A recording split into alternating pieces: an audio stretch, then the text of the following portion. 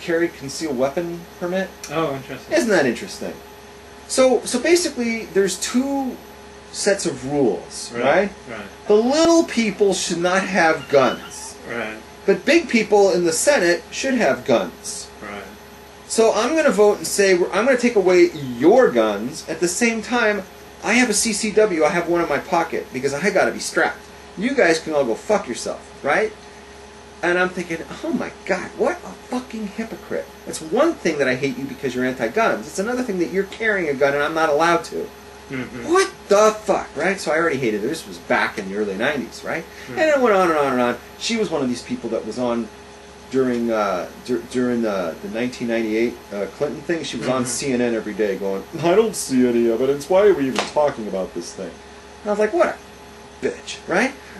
Like, how could you say there's no evidence, right? And then it came out that her family was getting married to the Clinton wife, the Rodhams. Oh. The Rodhams and the Boxers were becoming, married. I was like, what? Why don't you recuse yourself from this? This is family business at this point. You shouldn't even be allowed to talk, right? I was like, why don't you just be honest and tell America this is your family, right? And that's why you're standing up for them. She shouldn't be allowed to talk. And then she goes into the Senate and she votes against, like, no, I'm not going to vote for him, after the impeachment. She's not going to convict. She should have been allowed to vote. Mm-hmm. If this is a legitimate legal thing, how could she not recuse herself? Right? Am I wrong here? Yeah, I got that. Am I making sense? Yeah. I can't stand Boxer. Then she wanted to, she's anti-war, she was anti-Bush, and she said, oh, let's start up an impeachment process and censor Bush. And I'm like, you fucking idiot. This guy's fighting for our country, right? He's leading us to save our country, and you want this, in your mind, he's the enemy. Did you think invading Iraq at the time was a good idea? Okay, I'm going to tell you where I was on Iraq. You ready? Mm-hmm. Yeah. Saddam Hussein had to go. Yeah. You couldn't let that guy. He was threatening nuclear weapons. Yeah. When us Jews learn the hard way that when a crazy tyrant threatens to annihilate the Jews, we have to take him at his word, whether he's bluffing or not. It makes no difference. Mm-hmm. Because we learned the hard way. You don't play games with that. He already had fired Scuds into Tel Aviv. He already paid homicide bombers to blow up in Israel. To blow up families of them $25,000 apiece. This guy doesn't play. If he even says, I have WMDs, you go get him. Because he's already threatened to annihilate. He came into office promising to wipe out the Jews in Israel. You don't play games with the guy, you go take him out. I said during 2002, early on, when this whole question was coming up, I said, I don't think going into battle is the right thing to do. Because the people who at the front lines are not the problem. Right.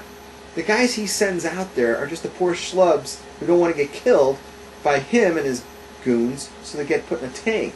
Those aren't the people you want to kill. You want to kill Saddam and his henchmen. Right. There's probably like 100, I figured. Like, those are the people you want to kill. Probably the way to handle that is to send in the Mossad or the Navy SEALs. Special forces. And assassinate them. Yeah. And I was like, it's better to wait and take your time and assassinate these people than to rush into war and then have to run the country and try to grow democracy there. Yeah. With these savages. I would just like go in, assassinate, come out, let the chips fall. Do you think the Iraqis are just capable of democracy right now? Democracy is not really a zach. It's not really a thing in, I hate to say it, but it's not. In the Middle East, you don't see democracy. Except Israel. Israel's not really a democracy either. I mean, it depends how you define democracy, but it's an outpost of Western yeah. freedoms and a sea of savagery. Look, I don't know what defines democracy. Do you have freedom of speech in Israel? I can make an argument that you don't. How so? Because when the Frumies get up and they say something, they're arrested by the police. That's not fair. What do you mean? Just say something. The police beat up on Frummies every Shabbos. That's what they do. They harass. Because the Frummies are like throwing stones at people who drive on Shabbat. Because the people who drive on Shabbat are driving into what would be tantamount to a public park, and they're putting lives in danger. I see them as terrorists against the Frummies, and I don't really know if you have freedom of speech. People used to say when I was living in Israel, be careful what you say. Don't say anything like on TV, because if they see you, they're going to come and they're going to put you in jail. I don't really know that they have a freedom for people who disagree with them. Like in America, the test of freedom of speech, do you protect the freedom of the speech of the guy who you absolutely disagree with? You know? John Kasich won for governor in Ohio. Oh, that's huge. I want to talk about that next, too. But they didn't come and arrest you just for criticizing the government in Israel. They don't put you in jail just because you criticize Netanyahu. Oh, really? Okay. Mayor Kahane. Yeah. They illegalized his party because they didn't like his views. So they made his party illegal. Pat Toomey is still up by about 60,000 votes. But the most important thing is it's 99% in. Yeah. It's done. He's going to win. Yeah. Unless it's in downtown Philadelphia is the leftover person, he's going to win. How can that be too close to call? Oh no, she's losing. Oh, they haven't called her. Sharon Engel's losing. Oh, if he survives the night, and he's majority leader tomorrow morning, ugh. That'd be so disappointing. Oh my God.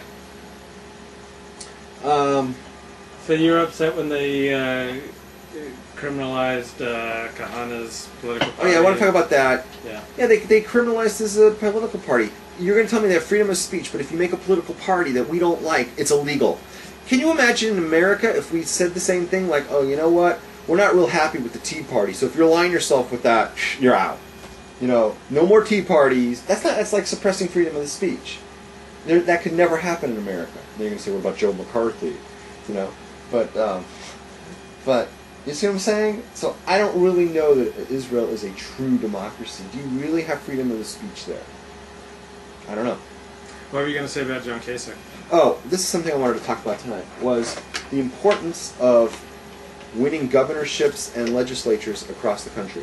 Mm-hmm. People don't realize this. Perhaps bigger than the amount of senators and the amount of taking over the Congress, a bigger election tonight floated under the radar, and that is state legislators and governors nationwide. I think it's more important. Tell you what, Congress is only for 2 years. You get a big election, you could win like the entire House chamber, right? But 2 years later they come and they kick you all out, and then what did you accomplish? Nothing, right? Senate, yeah, they made some gains, but in 2 years they could lose those gains, right? And even if they didn't get all the gains they needed, they can get more next time, right? It's not really... But governors and legislatures this year are so big, I don't know if people realize it. The damage that they can do lasts a long time. Let me tell you what goes on, especially this year. You see, we had a census this year. Mm-hmm. This was 2000. 2010. Whatever. Right? It was a census year. So what's going to happen now is that they get all the census results, and next year, in 2001 or 2011, what do? They start drawing new districts. Drawing districts for Congress, right? And apportioning electoral college votes. Okay? Well, who does that? State legislatures. State legislatures! Oh my God. So now let's talk about the big picture. Next year, it's going to be Republican state legislatures and governors who are going to be deciding how the Congress is going to be divvied up. It's going to be Republicans doing this. Right? Yeah. Does that matter? Yeah, that's very significant. It's gigantic. right? Because now you're going to make it even harder for Democrats to win those